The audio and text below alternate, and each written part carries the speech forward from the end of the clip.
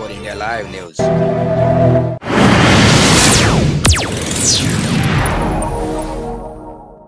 विधानसभा निवडणुकीच्या मतदानाला सुरुवात झाल्यानंतर महाराष्ट्र राज्याचे माजी मंत्री आणि उत्तर नागपूर विधानसभा क्षेत्राचे काँग्रेस महाविकास आघाडीचे उमेदवार डॉक्टर नितीन राऊत यांनी आज सकाळी बेजनबाग येथील गुरु नानक विद्यालय आणि ज्युनियर कॉलेजच्या खोली क्रमांक 5 येथे सहपरिवार आपल्या मतदानाचा हक्क बजावला आहे।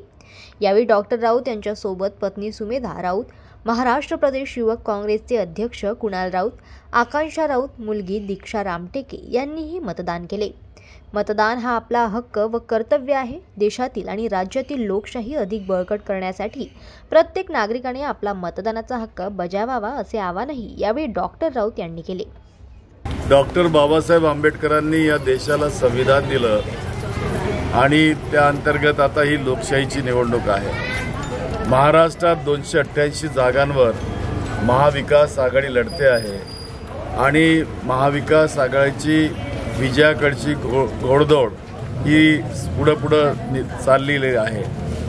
आज राज्याची परिस्थिती जर बघितली तर राज्यातला मतदार हा महायुतीपासून उदासीन आहे, भारतीय जनता पक्षापासून उदासीन आहे। त्यांनी ज्या पद्धतीनं या देशामध्ये पक्ष फोडण्याचे काम केलेत, ज्या पद्धतीनं त्यांनी लोकांवर ईडी सीबीआय लावून त्यांना जेलमध्ये टाकण्याचा प्रयत्न केला आणि निर्दोष सुटलेत लोक, अशा पद्धतीनं राज्यामध्ये काम करणारे जे लोक नेत्यांवरती हल्ले करवतात, नेत्यांना गोळी मारायला लावतात, असे हे पक्ष, ही युती महायुती याचा विरोध सर्वत्र या ठिकाणी होतो आहे। आणि हा निकाल आश्चर्यकारक नव्हे तर महाविकास आघाडीच्या बाजूने पूर्णतः तुम्हाला आलेला या ठिकाणी दिसणार आहे। मी या प्रसंगी माझ्या मतदारसंघातले जितके मतदाता आहेत त्यांचा माझ्यावर संपूर्णपणे विश्वास आहे। मला सुद्धा त्या खात्री आहे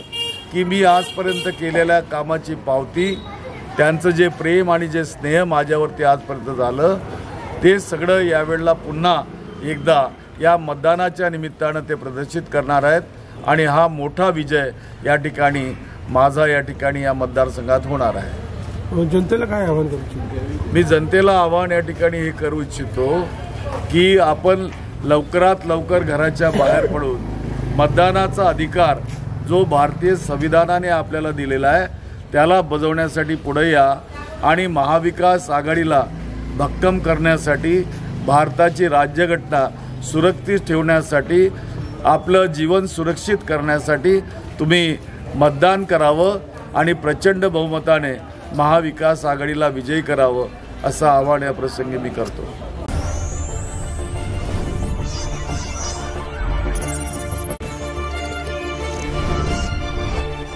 24 India Live News.